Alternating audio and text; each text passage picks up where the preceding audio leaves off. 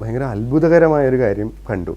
അതായത് ഇപ്പം സാറ് പല രീതിയിൽ പ്രതികരിക്കുന്ന ഒരാളാണെങ്കിലും സാറിനൊരു ഭയങ്കര ഈഗോ ഉള്ള ഒരാളാണെന്ന് എനിക്കിപ്പോഴും വിശ്വാസമില്ല.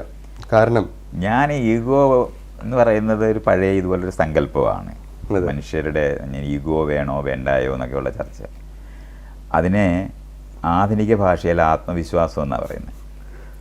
അതെ, ഈഗോ എന്ന് അതിനെ വിളിച്ചിരുന്നത് പഴയ രാജാക്കന്മാർക്ക് അവർക്ക് മറുവശത്ത് ഞാൻ തിരുവായ്ക്ക് എതിർവാ പറയുന്നത് തെറ്റാണെന്ന് പഠിപ്പിക്കുന്ന യുക്തി കൊണ്ടാണ് ആർക്കും ഇത് വേണ്ട, അഹങ്കാരം ആണിതെന്നൊക്കെ പറയുന്നത്. അപ്പോൾ സ്വന്തമായിട്ട് അഭിപ്രായം പറയാതിരിക്കുന്ന ആൾക്കാരെ, കീഴടങ്ങി നിൽക്കുന്ന ആൾക്കാരെ ആണ് അവര് അപ്രീഷിയേറ്റ് ചെയ്തിരുന്നത്. ആ അർത്ഥത്തിലല്ല കേട്ടോ സാർ. അപ്പൊ പിന്നെ എനിക്ക് നല്ല അഹങ്കാരമുള്ള ആളും നല്ല അഹന്തയുള്ള ആളുമാണ്. അല്ല, ആ അർത്ഥത്തിലല്ല പറഞ്ഞത്. പൊതുവെ ഒരു സാധാരണ ഒരു ആണുങ്ങൾ അംഗീകരിക്കാത്ത ഒരു കോൺട്രാക്റ്റിലാണ് 18-20 വർഷം